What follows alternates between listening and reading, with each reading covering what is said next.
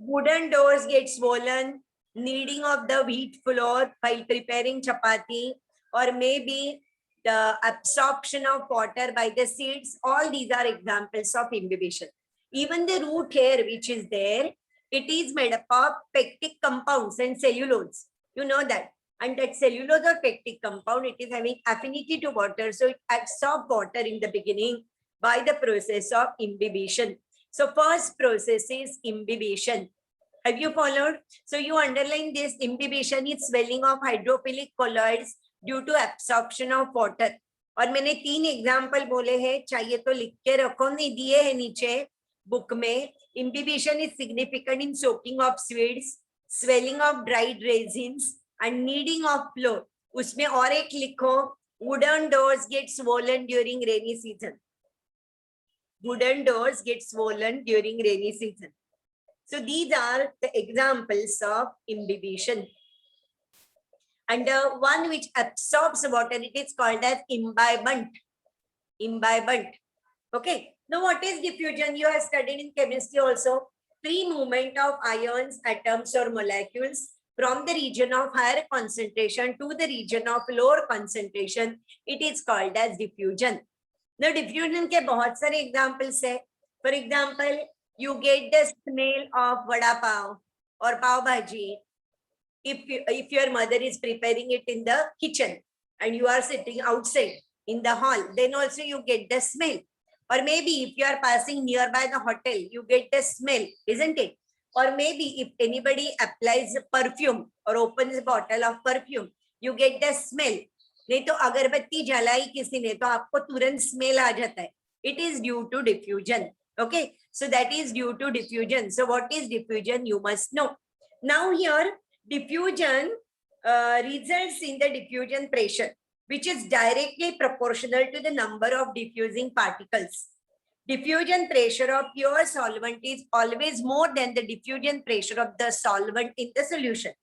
Diffusion pressure जो है ना, if you see the diffusion pressure which is there, it goes on decreasing when you add solutes in that. Diffusion pressure of solute, diffusion pressure of water goes on decreasing when we add solutes in that. यानी imagine करो, आपने समझो एक glass 3 glass लिए और एक glass में सिर्फ 1 चम्मच शुगर डाली, दूसरे में 4 चम्मच शुगर डालिए और तीसरे में 10 चम्मच शुगर डालिए. तो डिफ्यूजन प्रेशर किसका सबसे कम होगा? जिसमें 10 चम्मच अपने शुगर डाली है, तो सोल्यूट ज्यादा है उसमें, इसलिए डिफ्यूजन प्रेशर उसका सबसे कम रहेगा. और ज्यादा किसका रहेगा? ज्यादा रहेगा जिसमें कम शुगर डाली है वो. तो डिफ्यूजन प्रेशर जो है ना, वो प्योर वाटर का सबसे ज्यादा है. And when you go on adding solutes in that, the diffusion pressure goes on decreasing. Is it clear? उसके हिसाब से कुछ क्वेश्चंस पूछते हैं, इसलिए मैंने ये बोल दिया है डिफ्यूजन प्रेशर के बारे में. If you are not following, you ask me. ये समझ गए आप? Yes ma'am. हाँ, क्योंकि नहीं समझा ना तो बोलो. हाँ, क्योंकि मैं तो फटाफट सिखाने वाली हूँ ना, क्योंकि इतना 7 घंटा तो एक चैप्टर के लिए हम लोग नहीं दे सकते, इसलिए मैं सिर्फ एग्जाम पॉइंट ऑफ व्यू बोल रही हूँ. ओके, नाउ पेज नंबर 121 अपना टेक्स्ट बुक, उसमें देखो क्या लिखा है. चौथा लाइन देखो, 4th line, 121 page. The difference in the diffusion pressure of pure solvent and a solvent in a solution is called diffusion pressure deficit. देखो diffusion pressure अलग रहेगा, प्योर सॉल्वेंट मीन्स वाटर का ज्यादा है, और मैंने बोल दिया आपको इसमें हम लोग सोल्यूट डालते जाएंगे तो डिफ्यूजन प्रेशर कम होते जाएगा. यानी difference between the diffusion pressure of pure solvent means pure water and the solvent in a solution. जो सोल्यूशन बना है शुगर का, उसमें वाटर का देखेंगे आप डिफ्यूजन प्रेशर, तो वो कम रहेगा. And this difference is called as diffusion pressure deficit, that is DPD, or it is called as suction pressure. And this term was coined by B.S. Mayer. Underline karo ye, diffusion pressure deficit or suction pressure. Clear? And what is in colloquial language, the term DPD is actually the thirst of a cell with which it absorbs water from the surrounding. Diffusion pressure के हिसाब से that cell which is there it is thirsty and it absorb water from the surrounding. ये जो line है ना, ये ऐसे के ऐसे क्वेश्चन डालते हैं और पूछते हैं। So in colloquial language, the term DPD is actually the thirst of a cell with which it absorbs water from the surrounding. इसको underline करो। हो गया? इतना समझ में आ गया? Yes? हाँ मैम। क्योंकि I understand that I cannot give more time for this particular chapter, क्योंकि ये थियरी का लेक्चर नहीं है, नीट का है, तो अभी हम क्वेश्चन नहीं सॉल्व कर रहे, मैं एक्सप्लेन कर रही हूँ, तो मुझे उतना टाइम तो मैं नहीं दे सकूंगी, क्योंकि पूरा बाकी नीट का भी अपने को कंप्लीट करना है और आपको टाइम भी मिलना चाहिए, इसलिए। नाउ ऑस्मोसिस, अभी मुझे लगता है मैं अपना जो नोट्स दिया है ना उससे एक्सप्लेन करती हूँ, क्योंकि नोट्स में डायग्राम और ये सब कुछ अच्छा दिया है, तो I will bring my laptop and I will explain you.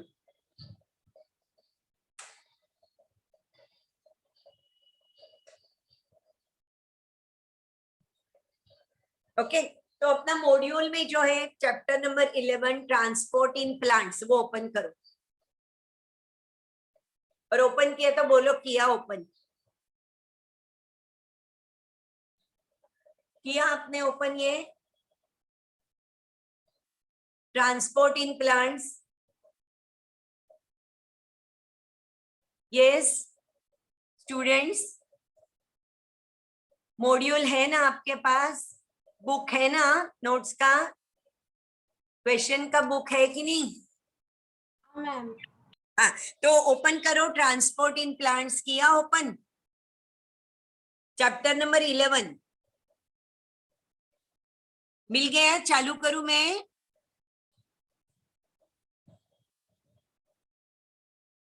Yes ma'am. हाँ, तो अभी पेंसिल लेके बैठो। Transport in plants, introduction. See here the phenomena of transport of molecules, that is substances, through specialized vascular system, that is xylem and phloem, over long distance is called as translocation. So what is translocation? The movement of different substances, for example water, minerals and food material, through xylem and phloem, that is called as translocation.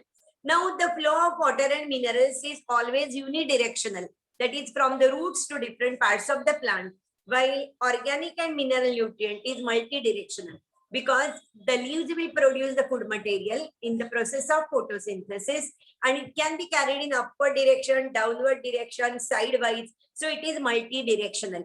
So unidirectional और multidirectional को underline करो, इस पे question पूछते हैं।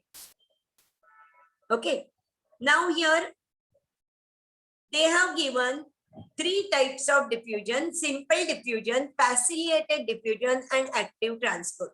Now what is simple diffusion?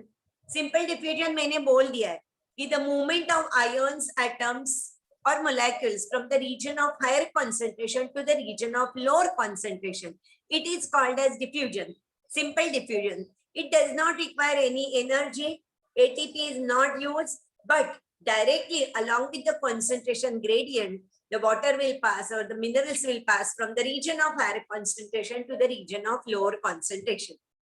While in the roots, in the root cells, the cell wall which is there, in the cell wall some carriers are there, and these carriers, they are proteins, and these carriers combine with some ions and they carry the ions from outside to inside. देखो कोई कोई minerals ऐसे होते हैं कि वो अंदर नहीं चले जाते रूट्स के अंदर, तो क्या होता है उसके लिए, क्या होता है उसके लिए, फैसिलिटेटेड डिफ्यूजन रहता है। फैसिलिटेटेड डिफ्यूजन मीन, इसका मतलब क्या है कि in the plasma membrane, means in the room inside the plant, if the mineral concentration is more and outside the plant mineral concentration is less, तो बाहर से सॉइल से मिनरल्स अंदर नहीं जाएंगे, उल्टा हो जाएगा कि प्लांट से मिनरल्स बाहर आएंगे, लेकिन ऐसा नहीं होता है। प्लांट्स एब्सॉर्ब करते हैं मिनरल्स, वो कैसे करते हैं, वो कैरियर्स रहते हैं उनके सेल वॉल में, और वो कैरियर के साथ, कैरियर के हेल्प से मिनरल्स absorb करते हैं, that is facilitated diffusion, and this facilitated diffusion requires energy and that is used or that is obtained from ATP. Then active transport पे भी यहाँ पे energy is used because the movement of molecules is against the concentration gradient. Against the concentration gradient का मतलब है कि plant में concentration mineral का ज्यादा है और सॉइल में कम है, तो भी प्लांट्स अब्सॉर्ब करते हैं minerals. So it is against concentration gradient and they require energy for this, and that is obtained from ATP, which is prepared in the process of respiration. So that is simple diffusion, facilitated diffusion and active diffusion.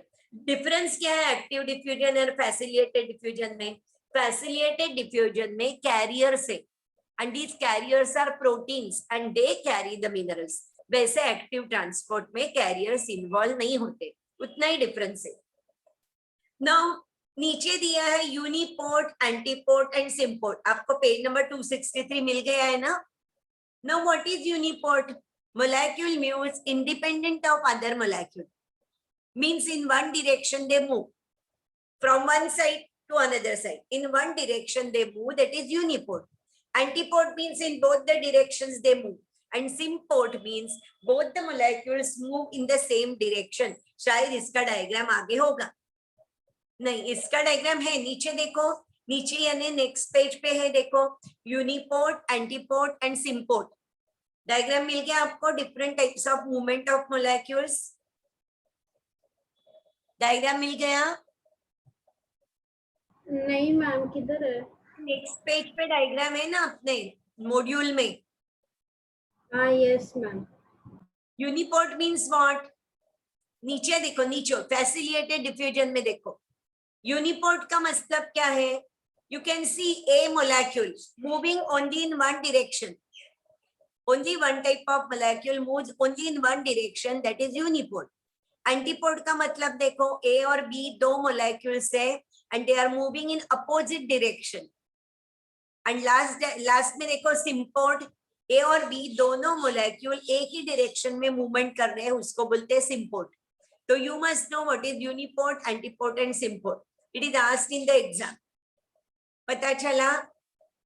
Uniport, antiport, symport. Uni means one, anti means opposite direction, or symport means both are moving in one direction. Can you remember this? Yes ma'am. तो ये याद रखो, uniport, antiport and symport. अभी देखो comparison दिया है तीन type में, simple diffusion, facilitated diffusion and active transport. Simple diffusion is along with the concentration gradient, that means from higher concentration to lower concentration. ATP is not required, carrier is not required, it is not selective, and saturation of transport molecule ऐसे कुछ नहीं है, absent. Facilitated diffusion देखो, facilitated diffusion is along with the concentration gradient higher to lower, from higher concentration to lower concentration. ATP is not required, but carriers are required. And they are highly selective because a particular carrier can carry particular ion only. जैसे हम लोगों ने देखा है कि enzyme can function only on one particular type of substrate only. In the same way, a particular carrier will carry particular ion only. So they are highly selective.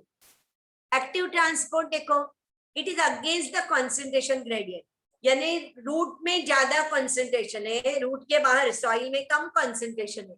तो actually वैसे देखा जाए तो प्लांट से मिनरल्स बाहर जाना चाहिए, लेकिन वैसे नहीं होता है. Plant absorb minerals, that means from lower concentration to higher concentration the movement take place. ATP is required for this, and carrier mediated process actually is not there. It is written here, yes, but here carriers may not be necessary. It is also highly selective. So ये हो गया difference between the three. बाद में I think plant water relation. Next page देखो, next page, उसमें दिया है water potential. No what is water potential? This is important one. The potential energy of water which helps in movement of water, it is called as water potential. Water potential is equal to DPD. जो diffusion pressure deficit word है ना, वो हम उसके लिए आजकल हम लोग वाटर पोटेंशियल ऐसा वर्ड यूज करते, पहले जमाने में उसको बोलते थे diffusion pressure deficit, that means thirst of cell. Thirst of cell means वो सेल हंग्री थर्स्टी होती है, उसमें पानी कम है, सोल्यूट ज्यादा है, इसलिए पानी वो एब्सॉर्ब करती है। It is because of diffusion pressure deficit, or it is because of water potential. Now pure water bears the highest value of water potential, that is 0 at atmospheric pressure. इसको underline करो, pure water has highest value of water potential, that is 0 at atmospheric pressure. ये पूछते हैं water potential of pure water is 0. When solutes are added to water, the value of water potential decreases. Hence, all solutions have lower water potential than pure water. See, when solutes are added, naturally that time this water potential decreases. यानी 0 के नीचे होता है तो minus होता है, इसलिए it is always a negative value. And it is depreciated by, you can see, it is written psi. That means its unit is Pascal or bars. It is represented by letter psi. Psi Greek word है, अब Greek है, आपको पता है वो. So यहाँ तक समझ में आ गया, ये पूछते हैं. Water potential of pure water is 0. It is denoted by psi, letter psi. Then its unit is Pascal or bar. ये सब क्वेश्चन पूछते हैं, उसको सबको अंडरलाइन करो. Got it? क्या पूछते हैं वो? आपको ये मिल गया है ये पेज? Yes ma'am. अंडरलाइन किया आपने? हाँ। वाटर पोटेंशियल जो है ना वो डीपीडी के जैसे, लेकिन डीपीडी जो है ना, DPD is always positive value and water potential is always negative value. तो लिख के रखो चाहिए, तो water potential is always negative and DPD is always positive. और कौन से क्वेश्चन पूछते हैं वाटर पोटेंशियल पे? मैंने बोल दिया है आपको कि water potential of pure water is 0. Then when solute is added, it becomes negative, and it is shown by letter psi, and its unit is Pascal or bars. ये सब क्वेश्चन पूछते हैं, सबको अंडरलाइन करो. ओके, बाद में नीचे दिया है solute potential, that is osmotic potential and pressure potential. Now solute potential means it is a magnitude by which a dissolving solute reduces the water potential of the system. You know, just now we have studied that pure water has water potential 0, and when solutes are added there, it becomes less. Less यानी कि वो negative हो जाता है, so it is always a negative value. It is symbolically represented by psi. तो वो तो मैंने लिख के रखा है. More the solute molecule, the lower is the psi. जितना solute ज्यादा डाले, उससे वो जो वैल्यू जो होता है वो और कम हो जाता है. क्लियर? मीन्स पहले -7 है तो -7 है तो -10 हो जाएगा, ऐसे. -7 एंड -10, इसमें कौन कम है ज्यादा? -10 है कि नहीं? नंबर बढ़ गया लेकिन माइनस है ना पीछे. -7 और -10, इसमें कौन ज्यादा कम है? -10 कम है, ऐसे. Then and what is the pressure potential? Pressure exerted by the protoclast against the rigid cell wall due to the entry of water is called as pressure potential. Pressure potential उसको ये भी बोलते हैं, टर्गर प्रेशर भी बोलते हैं. Turgor pressure भी बोलते हैं. प्रेशर पोटेंशियल को टर्गर प्रेशर भी बोलते हैं. See, when the water is absorbed by the cell become turgid and it exert a pressure on the wall, and that pressure which is exerted by the water on the wall is called as turgor pressure, or it is also called as hydrostatic pressure. Because of water it is developed, or it is also called as pressure potential. It is always a positive value. Okay. Now, water potential of a cell is affected both by solute and water potential. And उन्होंने formula दिया है, equation दिया है, वो याद रखना है. Clear? बाद में वाटर पोटेंशियल ने ऑस्मोसिस और ऑस्मोटिक प्रेशर का दिया है, लेकिन ये जरूरत नहीं है. लेकिन नीचे वाला और नीचे गए तो आइसोटोनिक, हाइपरटोनिक एंड हाइपोटोनिक दिया है. This is very very very important. आप लोग सुन रहे हो ना? हाँ मैम. हाँ, सुन रहे हो ना? हाँ. Now, what is isotonic solution? What is hypertonic solution? What is hypotonic solution? ये पक्का समझना चाहिए. इसके ऊपर क्वेश्चन पूछते हैं. आप अपनी ये केमिस्ट्री में किया है क्या? हाँ मैम. केमिस्ट्री में किया होगा तो समझेगा. I will ask you question. You tell me the answer. If you tell me the answer, I will take it for granted that you know this. देखो, मैंने समझो एक सेल लिया है. एक सेल ऐसे मैं निकाल नहीं सकती बाहर, लेकिन समझो मैंने एक प्लांट सेल लिया और उसको मैंने शुगर सॉल्यूशन में डाल दिया, तो क्या होगा? मैम सेल्स वो शुगर सॉल्यूशन में को एब्जॉर्ब करेगा.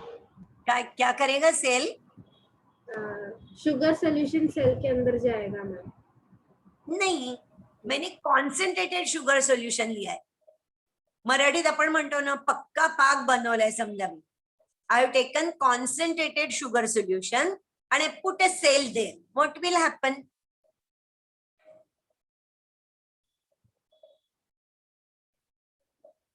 See, it depends upon the diffusion pressure deficit और water potential. कोई भी एक वर्ड यूज करेंगे, डिफ्यूजन प्रेशर डेफिसिट, ये वर्ड यूज करेंगे, और नहीं तो मैं और सिंपल लैंग्वेज यूज करूंगी. अभी देखो, मैंने कॉन्सेंट्रेटेड शुगर सॉल्यूशन लिया है पेट्री डिश में, और उसमें मैंने समझो एक प्लांट सेल डाल दी. तो what will happen in the plant cell? Water is more, about 80 to 90% of the cytoplasm is water, और उसमें इनऑर्गेनिक और ऑर्गेनिक सॉल्वेंट्स आर देयर. लेकिन बाहर मैंने क्या लिया है? कॉन्सेंट्रेटेड शुगर सॉल्यूशन लिया है, यानी बाहर पानी कम है, सोल्यूट ज्यादा है. तो जहां पानी ज्यादा है वहां से पानी कहाँ जाएगा? From higher to lower, isn't it? From higher concentration of water to lower concentration. पानी ज्यादा कहाँ पे है? प्लांट सेल में है. शुगर सॉल्यूशन में it is concentrated sugar solution, so पानी कम, शुगर ज्यादा है, तो पानी सेल के बाहर आ जाएगा. So shrinking of the cell will take place, and this, when this condition takes place, then the outer solution is called as hypertonic solution. Hyper means ज्यादा concentrated. Hyper, you know, hyper blood pressure को use करते हैं हम लोग. High BP means hyper. Hyper means ज्यादा, blood pressure ज्यादा है.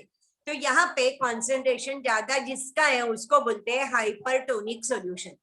तो simple thing, when you must have seen when your mother puts mango pieces, आंब्याचा मुरंबा बनवतात की नाही, तेव्हा sometimes when your mother puts the mango pieces in concentrated sugar solution, the mango pieces lose water and shrinking take place. You know that. किंवा आपण भाजी बनवतो की नाही, तेव्हा बघा पहिल्यांदा आपण भाजी शिजवतो आणि मगच त्याच्यात गूळ मसाले टाकतो. नाहीतर काय होईल?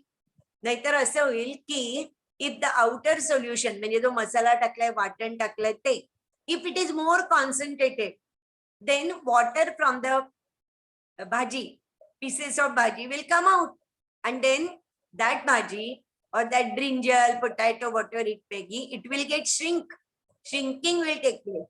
It will not be cooked properly, and that is why after cooking, पूर्ण भाजी शिजल्यावरच आपण त्याच्यामध्ये गूळ मसाला मीठ टाकतो, आधी नाही टाकत. बघा तुम्ही बघितलं असेल आई काय करते, आधी भाजी करते, शिजवते, मग त्याच्यात सगळं टाकते. कारण नाहीतर काय होईल, भाजी शिजणार नाही.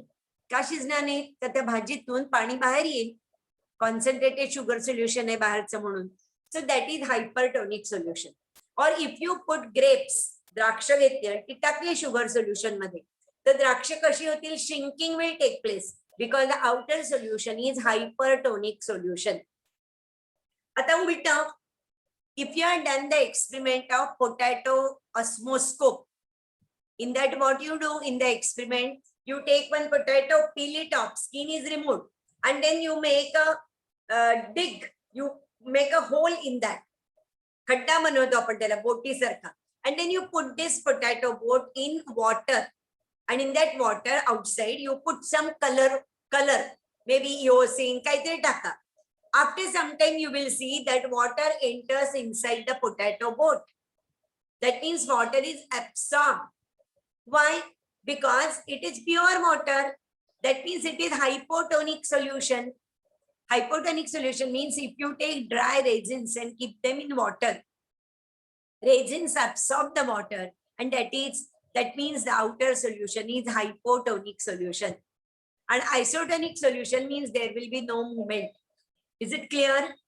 What is hypertonic, hypotonic, and isotonic? Have you followed this? Yes, ma'am.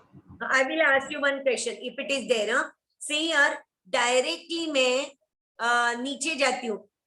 नीचे यानी देखो नहीं, इसके पीछे ही देखो, next page पे देखो, different types of cells when placed at different solution. अरे diagram ही है ना, next page पे देखो.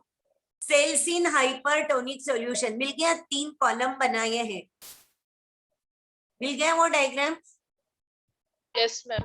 हाँ, तो क्या लिखा है? Different types of cells when placed in different solution. ये डायग्राम ही बना है तो बहुत अच्छा है. Now before that let me tell you what is plasmolysis. Plasmolysis का मतलब है when a cell is kept in hypertonic solution. Hypertonic solution means बाहर का सॉल्यूशन ज्यादा कंसंट्रेटेड है, तो क्या होगा? Cell will lose water, and when cell will lose water, the cytoplasm will get separated from the cell wall, and with this condition is called as plasmolysis. Lysis means splitting, yahan pe separating. The cytoplasm will get separated from the cell wall, that is called as plasmolysis. देखो ऊपर ही उन्होंने explain किया है, loss of water from the cell along with the shrinkage of protoplast from the cell wall due to exosmosis, that is called as plasmolysis. Now what is exosmosis and what is endosmosis? But what is osmosis first? You have studied in chemistry what is osmosis. I hope you have studied osmosis in chemistry, isn't it? Yes, ma'am. When two, मैं explain करती हूँ मेरे हिसाब से. When two solutions of different concentration are separated by a semi-permeable membrane. Semi permeable membrane आपको पता है 3 type के मेम्ब्रेन है. impermeable membrane, permeable membrane and semi permeable. Impermeable membrane will not allow any substance to pass through it, solute as well as solvent.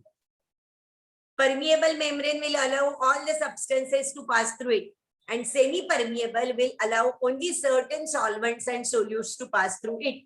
So 3 type के membrane है, permeable, impermeable and semi permeable. ये तो आप लोगों ने chemistry में किया है. हाँ मैम. तो what is osmosis? When two solutions of different concentration are separated by a semi-permeable membrane, then there is movement of solvent. Movement of solvent, यानी water ही, यहाँ पे water. Movement of solvent or water will be from the region where it is more to the region where it is less. यानी pure water to solution. नहीं तो the dilute solution to concentrated solution. Water का movement हम बोल ले. So that is called as osmosis. And there are 2 types of osmosis, endosmosis and exosmosis. Now what is endosmosis? Endosmosis means cell will absorb water. That means when a plant cell is kept in hypotonic solution, hypotonic means less concentrated, नहीं तो pure water ही समझो. When a cell is kept in pure water or maybe dilute solution, the cell will absorb water from the surrounding. That is called as endosmosis. And what is exosmosis? Exosmosis ulta. Exosmosis means when a cell is kept in hypertonic solution, the cell will lose water, and that is called as exosmosis. Okay. अभी यहाँ पे 3 diagram है. Number 1, number 2, number 3 उन्होंने 3 diagram दिए हैं और 3 explain किया है. Cell in hypertonic solution, cell in isotonic solution and cell in hypotonic solution. Diagram तो उन्होंने अलग दिए. प्लाज्मोलाइज सेल का डायग्राम है, टर्जिड सेल का डायग्राम है, यानी ए वाला छोड़ ही दो. बी और सी डायग्राम देखो. बी डायग्राम में देखो water is given out, that means it is exosmosis. Water is given out, that is exosmosis. यानी एग्जांपल कौन सा होगा? When the cell is kept in hypertonic solution. See cell in hypertonic solution पढ़ो. A cell whose protoplast has shrunken away from its cell wall when kept in hypertonic medium is called plasmolysed cell. Process of plasmolysis is usually reversible. Means फिर से वो plasmolysed cell हम लोगों ने water में डाल दिया, तो water will be absorbed by the cell and the process will be called as deplasmolysis. Now when the cell is kept in isotonic solution, कुछ भी होने वाला नहीं, water will not move at all, क्योंकि साइटोप्लाज्म और बाहर का solution एक ही कंसंट्रेशन होगा, तो there will be no movement. And if a cell is kept in hypotonic solution, hypotonic solution means बाहर का सॉल्यूशन प्योर वाटर है, नहीं तो लेस कंसंट्रेटेड है, तो water will be absorbed by the cell. That is called as the out, it is called as endosmosis and this indicates that the outer solution is hypotonic solution. Have you followed this? Yes, ma'am. नहीं देखेंगे ना, मैं directly question निकालती हूँ और इतना समझा होगा तो ही आगे जाएंगे हम लोग, नहीं तो नहीं जाएंगे. मैं देखती हूँ क्वेश्चंस. क्या हो गया मेरे इसमें? हाँ, धीरे से जाना पड़ता है मुझे, क्योंकि ना एक समझा नहीं ना तो आगे का सीखा के कुछ फायदा नहीं है. देखिए, हाँ, इंट्रोडक्शन पार्ट देखो.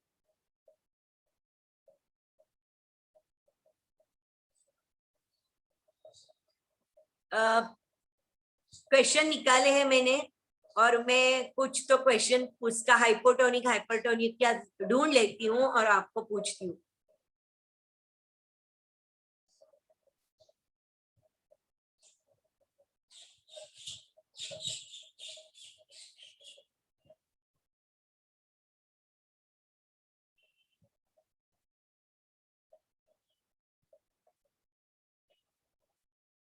क्वेश्चन नंबर 32 देखो, क्या होगा इसका answer? Question number 32, the water potential of pure water is 0. 0. Correct. Then मुझे वो 1035 देखो, water potential expressed in Pascal. हाँ, पास्कल. अभी क्वेश्चन नंबर 43 देखो, वो मुझे ढूंढ लेती थी मैं. 43 देखो, hypertonic solution, isotonic solution, hypotonic solution, इसका मतलब आपको निकालना है. अभी देखो, आप पढ़ो ये साइड वाला कॉलम 2 और कौन सा किससे मैच होता है वो बोलो. हाइपरटोनिक सॉल्यूशन आपको किसको मैच करेंगे इसमें से 1, 2, 3 में? Option B. हाँ, external solution is more concentrated, यानी नंबर 3. तो ए का होगा नंबर 3. हाँ, बी का क्या होगा?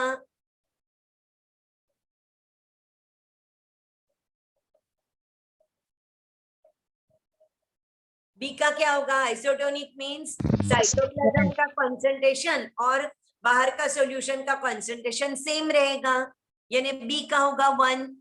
तो सी का नेचुरली होगा 2, यानी इसका मतलब है option B is your answer. Okay, now अभी मैं आगे का देखती हूँ. 44 देखो, in a plant cell when water moves out of the cell and the cell membrane shrinks away from its cell wall, then it is called as Plasmolysis. plasmolysis. Correct. Now next देखेंगे. Next question. The phenomena of plasmolysis takes place when a plant cell is placed in. किसमें डालना है plant cell? तो plasmolysis होगा.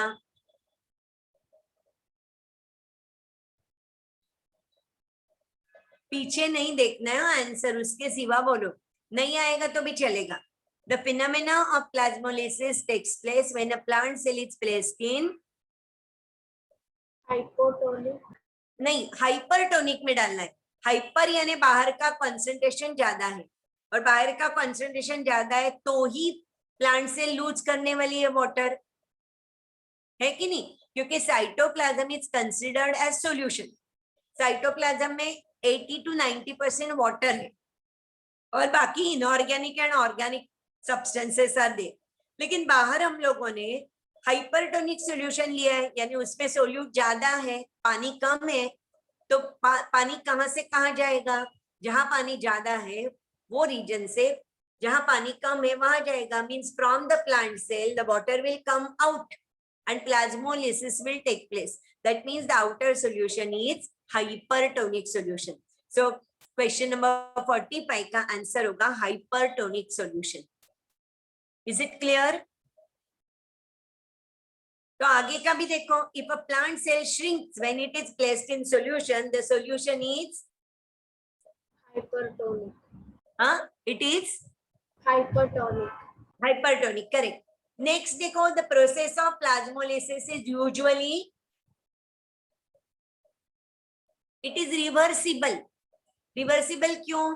क्योंकि cell ने पानी दे दिया बाहर, तो भी फिर से ऐसे प्लाज्मोलाइज सेल हम लोगों ने प्योर वाटर में रख दी, तो it will absorb water.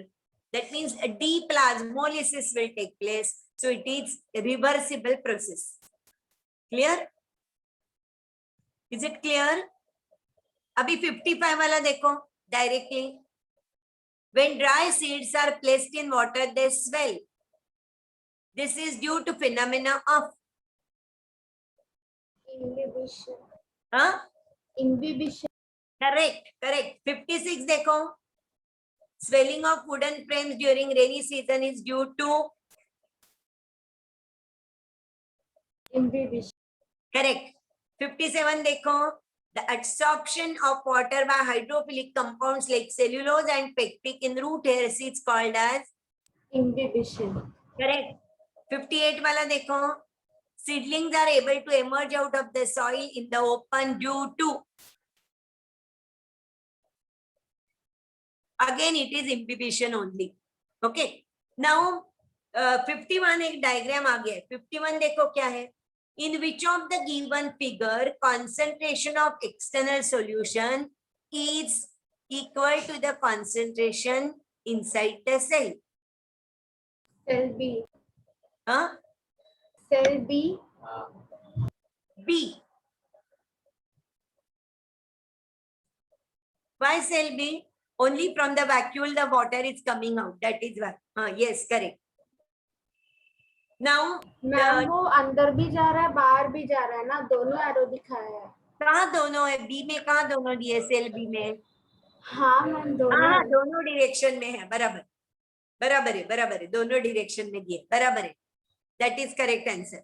Now उसके नीचे का ही क्वेश्चन देखो, the pressure exerted by the cytoplasm against the cell wall due to diffusion of water into the cell. ये मैंने बोल दिया था, इसलिए मैंने पूछा है। What it is called as? It is called as turgor pressure. When the cell absorbs water, it becomes turgid and it exerts a pressure on the wall from inside, and that is called as a turgor pressure. Turgor pressure का मतलब है TP. TP means turgor pressure, time pass नहीं तो हम लोग बोलते हैं ना क्या कर रहे हैं, टीपी कर रहे हैं। टीपी मीन्स टाइम पास, लेकिन ये टीपी अलग है, ये टर्गर प्रेशर है। ठीक है, तो ये थोड़ा तो समझ में आ गया। मैं ऐसे नहीं बोलती हूँ कि सब कुछ समझेगा, क्योंकि आप फर्स्ट टाइम ये सब सुन रहे हो, आपको खुद को तो पढ़ना ही पड़ेगा तो ही समझेगा, लेकिन थोड़ा तो समझ में आ गया है क्या? हाँ मैम। हाँ, तो अभी फिर से नोट्स में जाओ। मैंने ये क्वेश्चन से पीछे जा रही हूँ मैं, क्योंकि ना ये चैप्टर बहुत बड़ा है।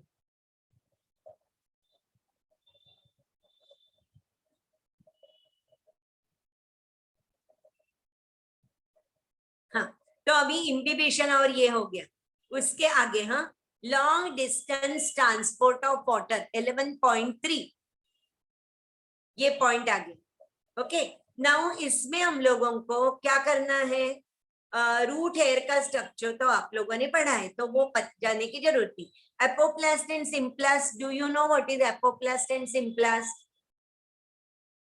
ये यूनिपोड एंटीपोड वो अलग है। हाँ, uniport means the movement of minerals और ions across the cell membrane.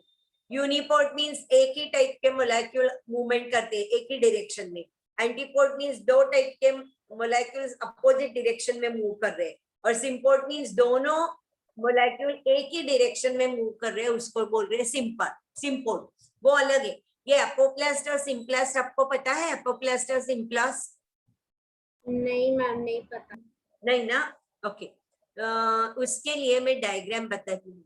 देखो, ये नीचे वाला पेज निकालो, एक रूट का symplast and apoplastic pathway of water, ऐसा एक डायग्राम है, वो ढूंढ लो। आगे है, पेज नंबर 268 पे है। डायग्राम मिल गया?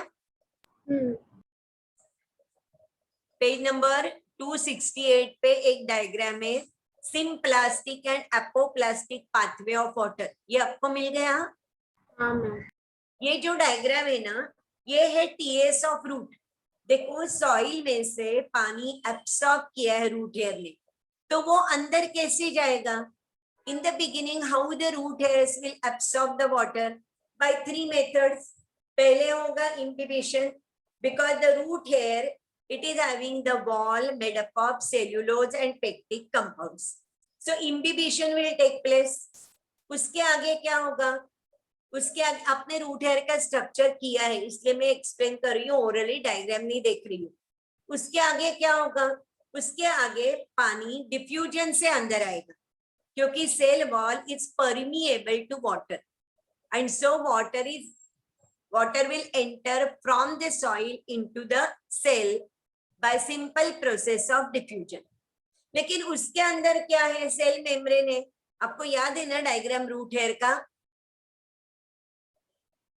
नहीं होगा तो हम लोग पीछे जाएंगे और रूट हेयर का डायग्राम अपने ये नोट्स में भी है, और नोट्स में निकालना मुश्किल है तो अपना टेक्स्ट बुक देखो, टेक्स्ट बुक में इजीली मिलेगा। टेक्स्ट बुक में कहाँ पे डायग्राम है वो भी दिखाती हूँ। टेक्स्ट बुक में पेज नंबर, एक मिनट, टेक्स्ट बुक में पेज नंबर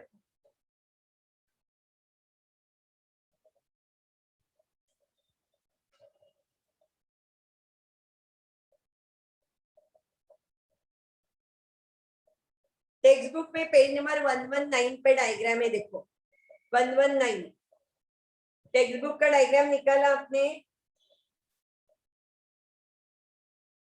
119 पेज,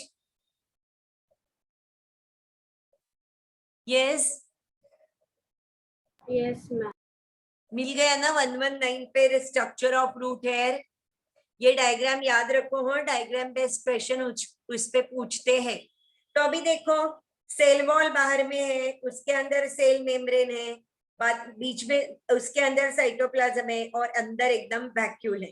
बराबर आपको दिखाई देता है डायग्राम में कि बाहर सेल वॉल है, then cell membrane is there, उसके अंदर साइटोप्लाज्म, उसके अंदर vacuole.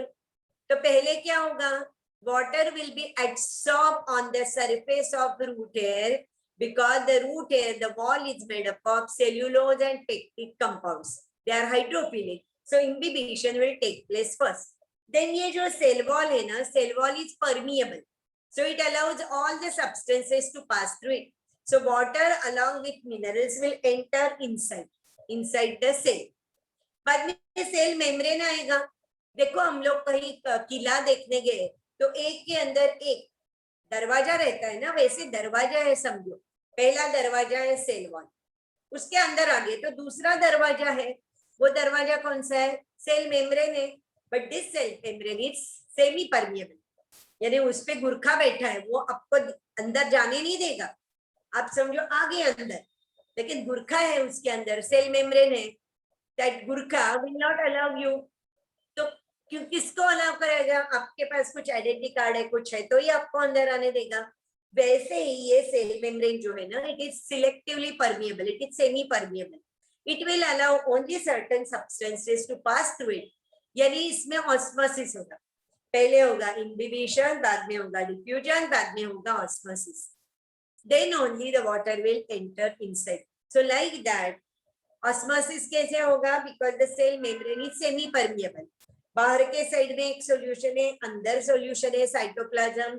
And you know, when two solutions of different concentration are separated by a semi permeable membrane, then only the water will move from the region where it is more to the region where it is less, and that is called as osmosis. तो ऐसे osmosis होगा. अभी देखो वो पानी आ गया root hair में, तो अभी उसको कहाँ जाना है? जाइलेम तक जाना है, क्योंकि जाइलेम में से पानी ऊपर लेके जाते हैं. Xylem conducts the water along with minerals. तो जाइलेम तक वो वाटर को जाना है, तो उसको कहाँ से जाना पड़ेगा? तो see the diagram here again.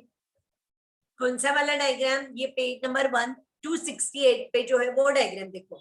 अभी देखो outer most layer is epidermis, जहां रूट हेयर निकल गए हैं, तो वो आउटर लेयर इज एपिडर्मिस. उसके अंदर कॉर्टेक्स लेबल किया उन्होंने. आपको ये डायग्राम मिल गया ना, इसके ऊपर क्वेश्चन पूछते हैं, डायग्राम बेस्ड क्वेश्चन, इसलिए मैं एक्सप्लेन कर रही हूँ. ये डायग्राम मिल गया है 268 पेज पे.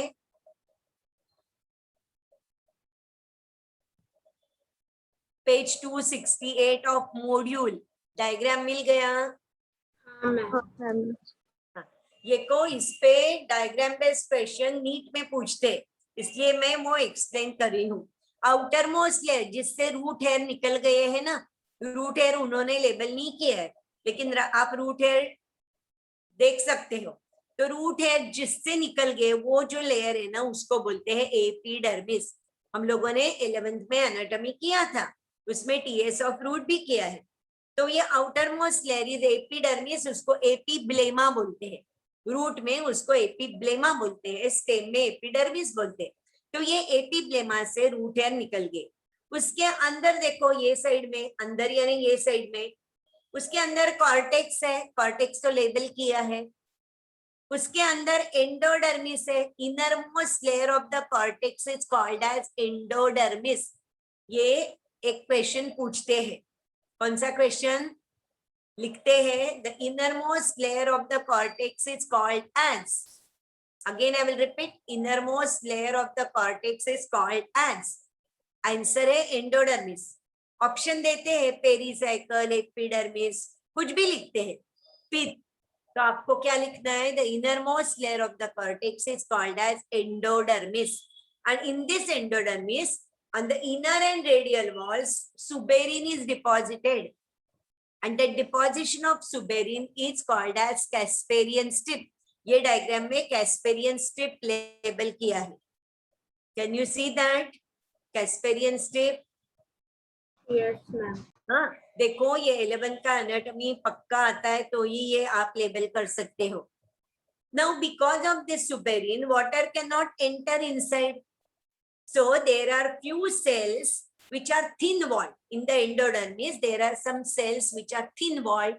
They are called as passage cells. Passage का मतलब ही वो पानी अंदर जाने को देंगे. Passage cells. And these passage cells are opposite to xylem. And then water enters inside. तो पानी कैसे अंदर आ गया? पहले हो गया imbibition, रूट हेयर के वॉल पर पानी अंदर आ गया, सेल वॉल के अंदर डिफ्यूजन से आ गया. उसके आगे आने को वो मेम्ब्रेन है, इसलिए ऑस्मोसिस हो गया. यानी एक के पीछे एक फेनोमेना हो रहा है. पहले imbibition, then diffusion, then osmosis.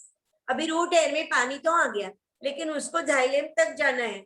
So what is the pathway across the root? ये जो डायग्राम है वो from the root hair it will go to cortex, then to endodermis. Endodermis में सुबेरिन डिपोजिशन है, which will not allow the water to enter inside. So passage cells है, and through the passage cell, the water will go inside the xylem. Now, when this movement takes place, there are two pathways: apoplast pathway and symplast pathway. Apoplast, अभी apoplast और symplast explain करने के लिए आप पीछे वाले page पे चले जाना. मॉड्यूल के पीछे वाले पेज 256 मुझे लगता है, नहीं 267. 267 पे एक बॉक्स वाला डायग्राम है, मिल गया. 4 बॉक्सेस किए उन्होंने स्क्वायर किए हैं। मिल गया वो डायग्राम? हाँ मैम। मिल गया ना? अभी देखो उन्होंने, मैंने जो एक्सप्लेन किया वो epidermis, cortex, endodermis, pericycle and xylem, ये एक एक सेल उन्होंने स्क्वायर के जैसे बताई है। देखो एपिडर्मिस है, बाद में कॉर्टेक्स है, बाद में एंडोडर्मिस है, then pericycle and then xylem. तो अभी देखो पानी आ गया अंदर, समझो, हाँ पानी अंदर आ गया, तो वो कैसे जाएगा? ऊपर का और नीचे का एरो देखो, एपिडर्मिस के अंदर पानी जा रहा है, ये साइड से देखो पानी अंदर जा रहा है, एरो किए हैं, 4 एरोज है, लेकिन ऊपर वाला नीचे वाला एरो कहां से जा रहा है? पानी नीचे से सेल वॉल में से जा रहा है। When the movement of water is only through the cell wall, it is called as apoplast pathway. Water molecules do not enter inside the cytoplasm, do not enter inside the cell sap, but the movement of water is only through the cell wall and intercellular spaces without crossing any membrane. It is called as apoplast pathway. Clear? That means it is movement of water. ऊपर लिखा है देखो, apoplast pathway. Water molecule do not enter the cell sap. Movement is through the cell wall and intercellular spaces without crossing any membrane. देखो ऊपर और नीचे वाला arrow, 4 arrow दिखाई देते हैं आपको? हाँ पानी मैम। अंदर जा रहा है, हाँ एपिडर्मिस के पहले 4 एरो है, बीच वाले 2 एरो कैसे जा रहे हैं? सेल में से जा रहे हैं, through the cytoplasm, vacuole, plasmodesmata, ऐसे जा रहे हैं, through everything, through the living part, isn't it? That is called as symplast pathway. Are you following this? What is apoplast and what is symplast? Yes ma'am. Apoplast means no living part is involved. The movement of water is only along cell wall and intercellular spaces.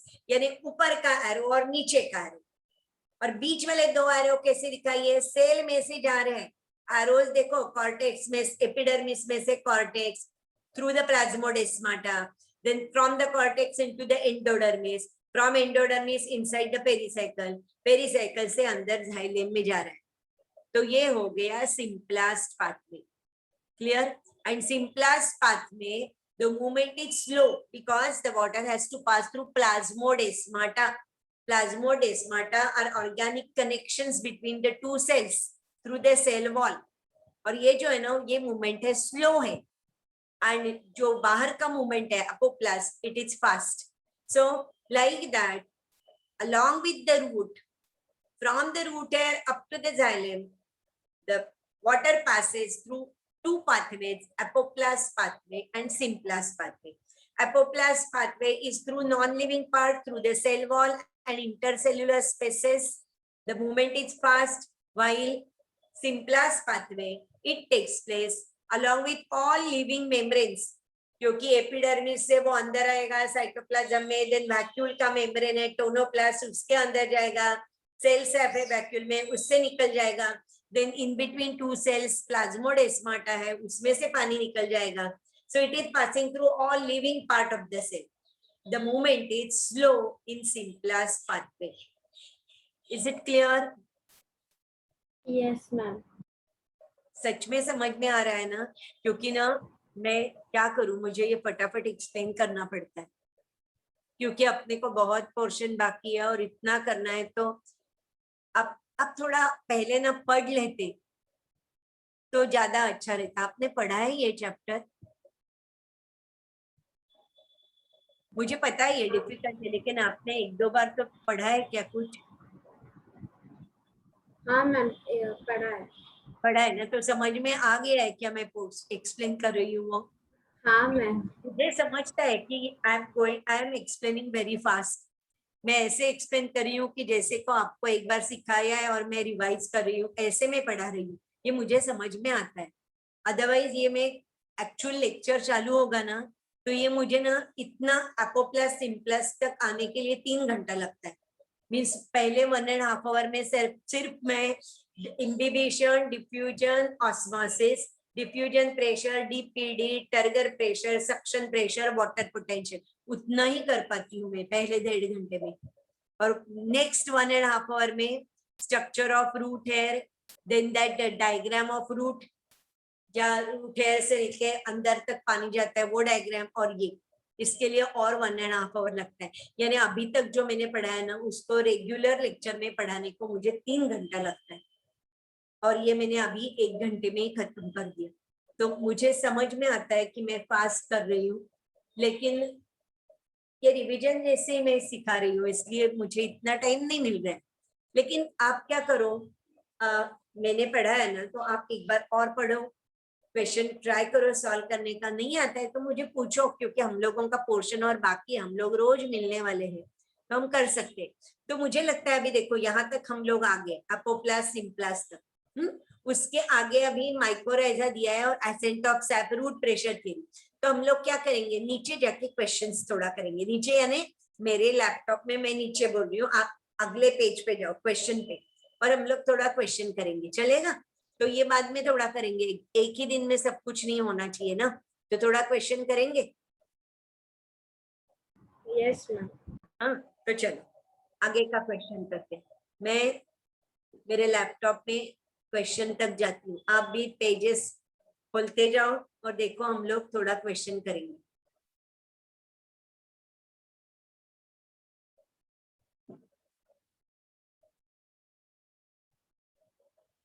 पहले से करेंगे 1 से, या अभी जो एपोप्लस सिम्प्लस किया वहां से देखेंगे? अभी का करते मैम. हाँ, अभी का करते. आगे का करते हैं. चलो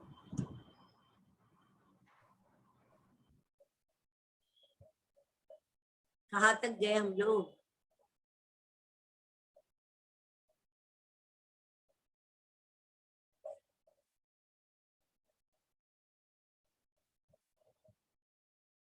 पेज नंबर 278.